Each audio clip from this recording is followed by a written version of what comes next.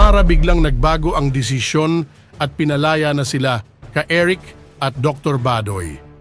Pagkatapos ng hearing ng House Legislative Franchise Committee sa prangkisa ng SMNI, pinag-isipan ng committee kung ibibigay nila ang hiling ng kampo ni ka Eric na sila ay palayain na. Ngunit ayon kay Committee Chairman Congressman Tambunting ay ibibigay nilang palayain ito kung babawiin nila ka Eric ang isinampang kaso sa Supreme Court laban sa mga congressman na nag-detain sa kanila sa Kongreso.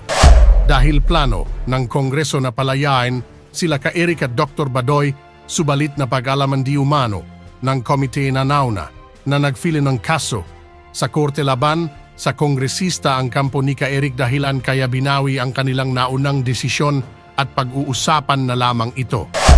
Ngunit tila sumang-ayon ang kapalaran sa dalawang SMN ay news anchor dahil sa samot-saring suporta na natanggap nito. Dahil nilagdaan ng ilang graduate sa matataas na opisyalis ng PMA ang isang manifesto na nagpapahayag ng malakas na suporta kina ka Eric at Lorraine Badoy.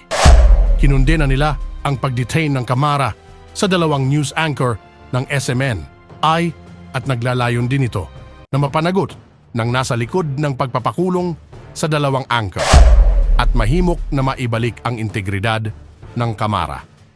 At ayon pa sa kanila, pinapaalam namin ang ating kalooban ay hindi maaring baluktot, ang ating mga tinig ay hindi mapipigilan, at ang ating laban para sa hustisya ay hindi mapipigilan. Dapat dinggin ng kapulungan ng mga House Representatives ang panawagan ng ituwid ang maling ito.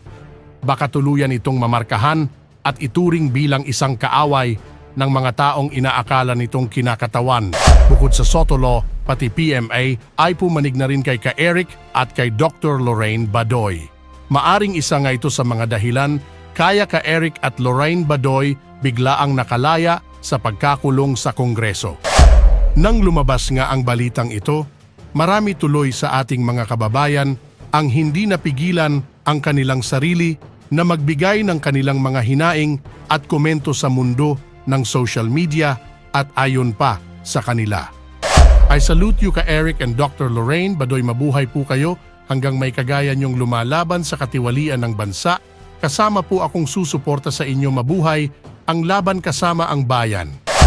Wow, bigla naman akong mabuhayan ng pag-asa. Mabuhay kayo ka Eric at Doc Badoy. Laban lang po sa katotohanan upang mawala na ang mga kurap na mga politiko at CPP, NPA, NDF. Totoo po maraming sumusuporta sa inyo lalo't sa katotohanan ng pamamahayag at sa totoong hangarin sa bayan at tapat na paglilingkod at mabuhay